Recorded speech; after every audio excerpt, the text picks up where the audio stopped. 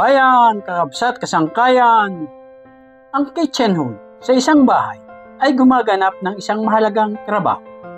Sa bawat bahay na may 3 hanggang 4 katao na miyembro ng isang pamilya. Kapag nagluluto ng iba't ibang uri ng putahe ng pagkain, ay dapat na may 400 to 500 cubic meter per hour na airflow capacity upang maiwasang kumalat ang amoy ng inyong niluluto at kumapit sa inyong mga damit sa loob ng kabahayan.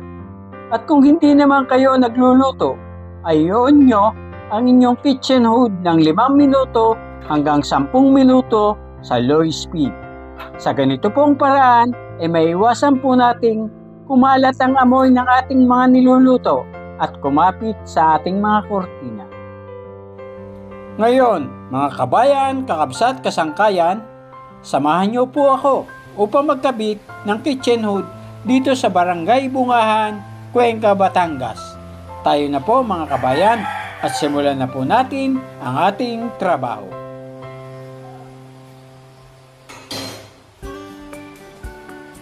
Pinutol po natin ito para magkasya. Nakilip po natin.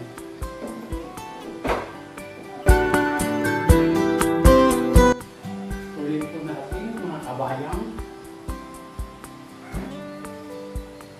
Sobrang haba po. Tuloy po natin.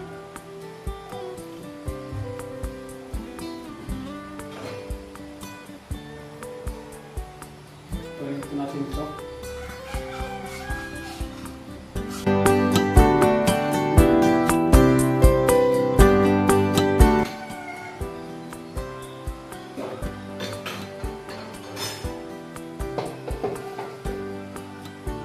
Mga kabayan, kasangkayan,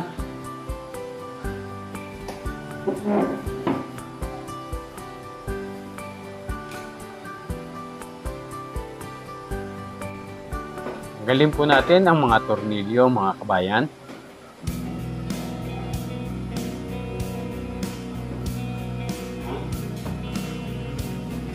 Ganito po po naman yan.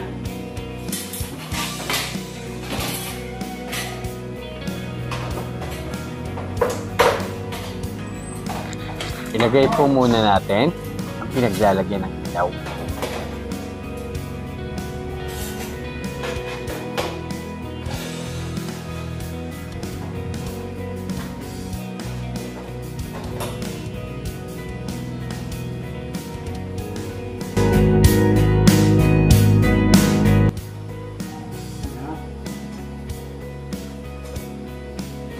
Magiging ganito po ang forma niya.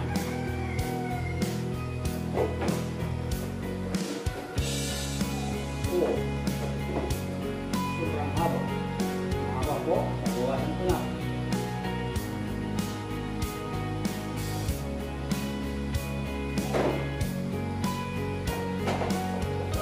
Nakapilin ko na lumaba ang ating babawas. Bawasan na.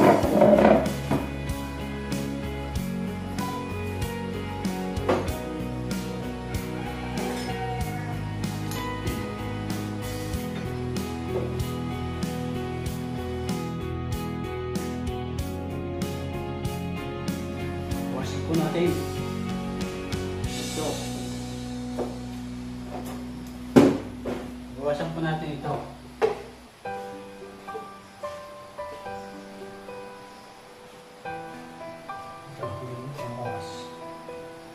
Sabihin.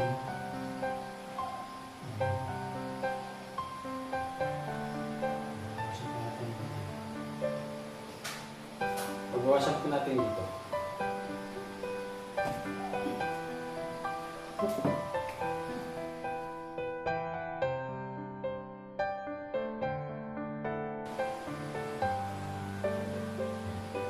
Kuha po tayo ng bar level at lapis.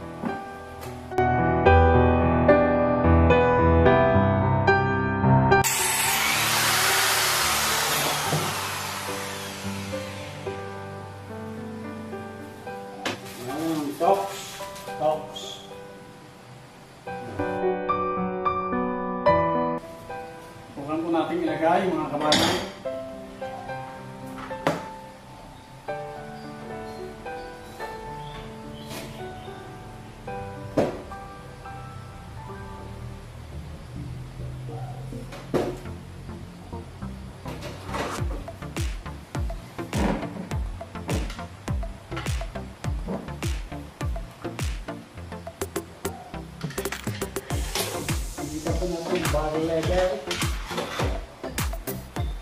para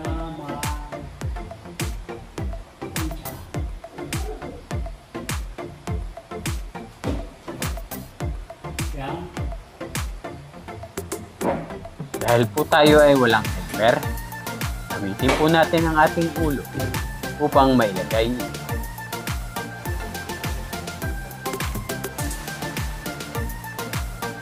Sa ganito pong trabaho ay kailangan po natin ng diskarte upang magawa mo ang mga bagay na iyong ginagawa.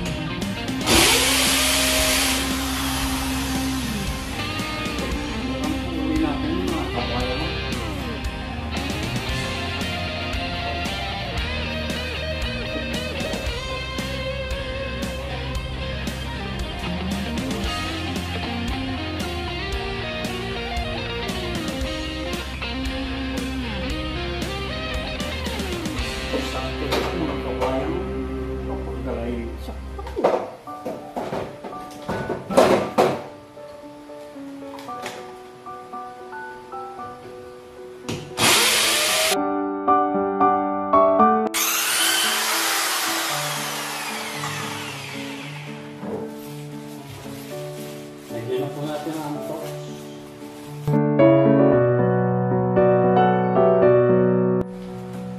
Ganito pong trabaho mga kabayan. Kailangan ng tiyaga at pasensya.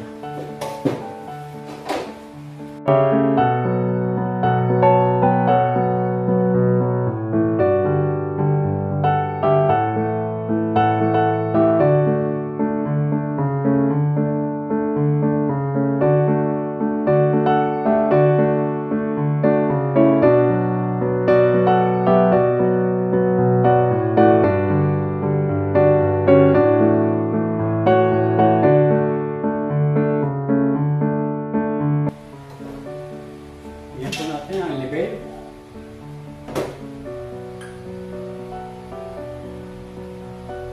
Yan po ay mamarkahan pa po natin para sa palibado.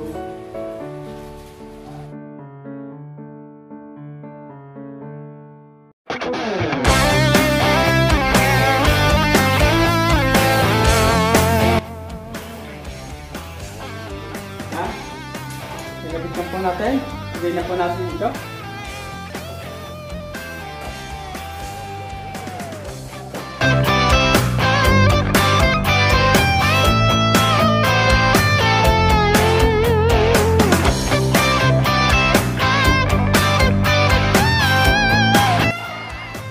Subukan po natin.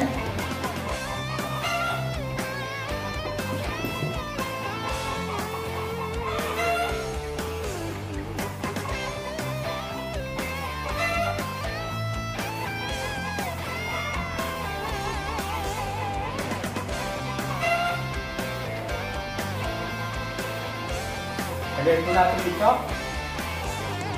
Ito po ito dito. Ayan po. Lagyan po natin.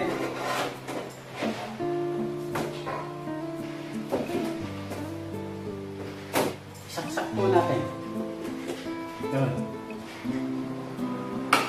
Ayan po. Nakaupo. Ito ang off. Ito ang pan. Mahina, mas malakas, pinakamalakas, na button, ilaw po, off ang ilaw. Yan, switch po lang. Yan, gumagana na po. Pagod po natin kung dumidikit po, ibig sabihin po, hihigop. Yan, dumidikit po. Ilaw. Ilagay na po natin mga kabayan ang kitchenhood. Mga kabayan, kapsat, kasangkayan, sana po may natutunan po kayo sa pagkakabit ng kitchenhood. Ngayon po ay hinihiling ko po sa inyo na mag-subscribe,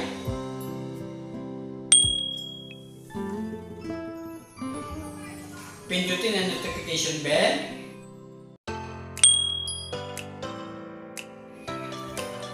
mag-like,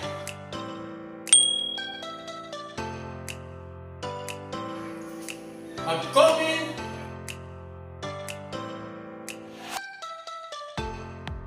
at share.